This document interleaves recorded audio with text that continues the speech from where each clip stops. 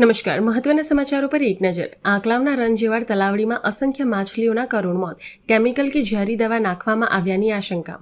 ચકલાસી પાલિકામાં રિચાર્જ બોર્ડના લોકેશન બદલવાના ઠરાવમાં છેડછાડ કરાયાનો આક્ષેપ, કારોબારી અધ્યક્ષે પ્રાદેશિક કમિશનરને લેખિત રજૂઆતમાં તપાસની માંગ કરી।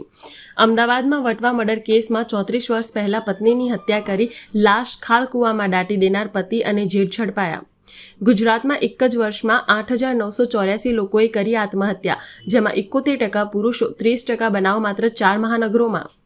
ગુજરાતમાં 65 ડિસ્ટ્રિક્ટ જજીસ સહિત 343 ન્યાયાધીશની બદલી, 18 મેથી ચાર્જ લે તેવી શક્યતા।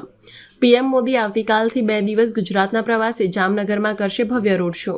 તમિલનાડુમાં વિજયને સમર્થન આપવા અંગે વીસીકે આજે નિર્ણય લેશે। ટીવીકેને સરકાર બનાવવા બહુમતી માટે હજુ 2 ધારાસભ્યોની જરૂર। પંજાબમાં આપના કેબિનેટ મંત્રી સંજીવ અરોડાની ધરપકડ, દરોડા બાદ ઈડીની મોટી કાર્યવાહી। કૃષિ પ્રધાન દેશ ભારતમાં દરરોજ 28 ખેતમજૂરોના આપઘાત, એનસીઆરબીના રિપોર્ટમાં ધડાકો। ઈરાનને હથિયાર ખરીદવામાં મદદ કરનારા સામે ટ્રમ્પનું કડક વલણ, 10 કંપનીઓ પર પ્રતિબંધ મૂક્યો।